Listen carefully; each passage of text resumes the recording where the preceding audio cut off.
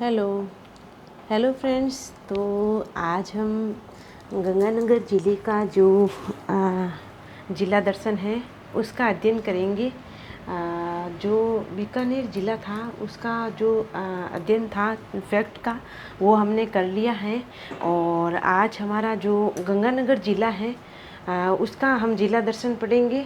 गंगानगर में सबसे पहले गंगानगर की जो गंगानगर का इतिहास देखा जाए तो जो गंगानगर है इसकी स्थापना की थी महाराजा गंगा सिंह ने।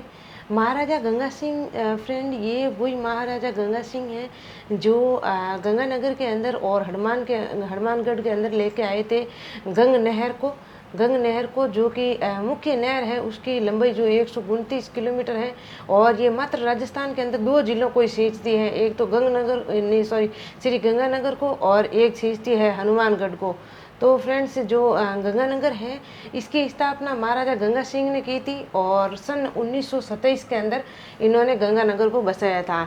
तो गंगानगर को इन्होंने बसाया था। उस टाइम इसका जो प्राचीन नाम था वो था रामनगर। तो गंगानगर का प्राचीन नाम क्या होगा? तो रामनगर।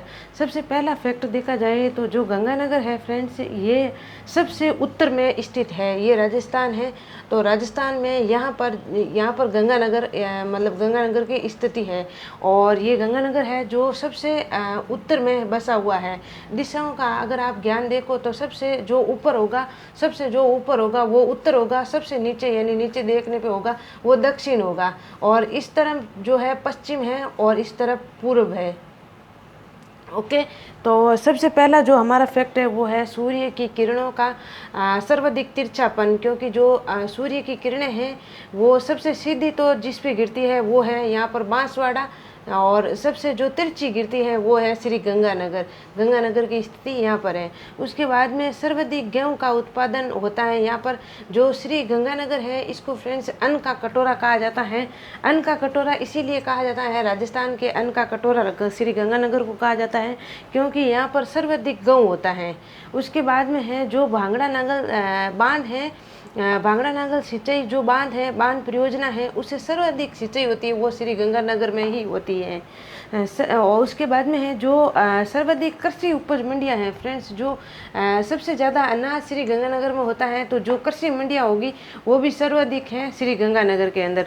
उसके बाद में है राजस्थान में जो सिख धर्म है उसकी जो आबादी है सिख धर्म की वो सबसे ज़्यादा गंगानगर के अंदर ही है।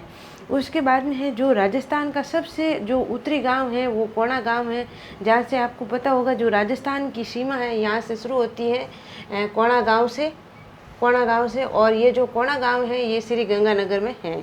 उसके बाद में जो खक्कन गांव है, खक्कन गांव जैसे कि ये मैंने बताया था आपको गंग नहर का प्रवेश है वो श्री राजस्थान के अंदर जब गंग नहर प्रवेश करती हैं तो वो खक्कन गांव के अंदर प्रवेश करती हैं। जो कि गंग नहर का प्रवेश राजस्थान में होता है वो खक्कन गांव श्री गंगानगर में होता है। उसके बाद में है गजसिंहपुरा एक गंगानगर का ही गांव है और ये कृषि औजारों के लिए फेमस गांव है गंगापुर का गजसिंहपुरा। और कृषि औजारों के लिए एक और ज़िला भी प्रसिद्ध है, वो ज़िला है नागौर ज़िला जो कृषि औजारों के लिए प्रसिद्ध है। उसके बाद में है सर्वाधिक नहरों से जो सिंचाई वाला ज़िला है वो भी है श्री गंगानगर। सर्वाधिक जो नहरों से सिंचाई होती है वो गंगानगर में ही होती है। उसके बाद में ठुकुराना गांव है। जो ठुकुराना गांव है ये सूरतगढ़ के अंदर है। वहाँ पर सूरतगढ़ थर्मल पावर स्टेशन लगाया गया है। ये राजस्थान राज्य का प्रथम सुपर थर्मल पावर स्टेशन भी है। उसके बाद में बरौर गाँव है। बरौर गाँव के अंदर जो सभ्यता है जो बरौर सभ्यता है उसका विकास हुआ है बरौर गांव के अंदर, इसीलिए सभ्यता का नाम भी बरौर सभ्यता है। और जो ये बरौर सभ्यता है ये सरस्वती नदी घाटी के किनारे बसी हुई है बरौर सभ्यता और यहीं पर मिले हैं कालीबंगा सभ्यता के कुछ अवशेष। उसके बाद में जो लैला मजनू की मज़ार है, कहते हैं यहाँ पर लोग मन्नत मांगते हैं अपनी प्रेम कथा की तो यहाँ पर पूरी होती हैं, इसीलिए ये लैला मजनू की जो मज़ार है ये बहुत ही फेमस है। यहाँ मन्नतें मांगने आते हैं लोग। तो ये जो लैला मजनू की मज़ार है ये अनूपगढ़ के अंदर है श्री गंगानगर के अंदर। और ये कई बार क्वेश्चन मैंने एग्ज़ाम्स में भी देखा है, इस क्वेश्चन को पूछते हैं कि लैला मजनू की जो मज़ार है वो कहाँ पर है, तो श्री गंगानगर में है। और गंगानगर के अंदर भी पूछे तो ये अनूपगढ़ के अंदर है। उसके बाद में है जो राजस्थान में सर्वाधिक फलों का जो गेहूं का तो उत्पादन होता है, और गेहूं का तो जो उत्पादन होता है वह तो मतलब इसीलिए तो इसको अन्न का कटोरा कहा जाता है। बट जो फल हैं, फलों के अंदर भी सर्वाधिक जो फल का उत्पादन होता है राजस्थान में, वो श्री गंगानगर के अंदर होता है। उसके बाद में जो अनूपगढ़ दुर्ग है, जो अनूपगढ़ दुर्ग है, अनूपगढ़ दुर्ग को महाराजा अनूप सिंह ने बनवाया था, अनूपगढ़ दुर्ग को। और जो ये अनूपगढ़ दुर्ग है ये घग्गर नदी के किनारे है। और जो ये श्री गंगानगर है, श्री गंगानगर के अंदर 2 ही दुर्ग हैं, एक तो अनूपगढ़ है और एक सूरतगढ़ है। सूरतगढ़ को ये रहा सूरतगढ़ दुर्ग, सूरतगढ़ को महाराजा सूरत सिंह ने बनाया था, जबकि अनूपगढ़ दुर्ग को महाराजा अनूप सिंह ने बनाया था। और जो ये अनूपगढ़ दुर्ग है ये किस नदी के किनारे है, तो ये घग्गर नदी के किनारे है। और श्री गंगानगर है उसकी जो प्रमुख, अगर आपको नदी भी पूछ ले कि श्री गंगानगर की प्रमुख नदी कौन सी है, तो श्री गंगानगर की जो प्रमुख नदी है वो घग्गर नदी ही है। उसके बाद में हिंदूमल कोट, हिंदूमल कोट जहाँ से बॉर्डर शुरू होता है, जहाँ से पाकिस्तान की सीमा शुरू होती है, पाकिस्तान की सीमा का उत्तरी छोर यानी कि राजस्थान में, मतलब जहाँ से 1070 किलोमीटर जो हमारी अंतर्राष्ट्रीय सीमा रेखा है उसकी जो शुरुआत होती है वो गंगानगर के हिंदूमल कोट से ही शुरुआत होती है इसकी। और ये बाड़मेर तक मतलब बाड़मेर तक जाती है, जो अंतर्राष्ट्रीय बॉर्डर की लाइन है। तो फ्रेंड्स ये हम राजस्थान की बात कर रहे हैं, भारत की नहीं। ये राजस्थान के अंदर जो हिंदूमल कोट है वहाँ से बॉर्डर लाइन की शुरुआत होती है।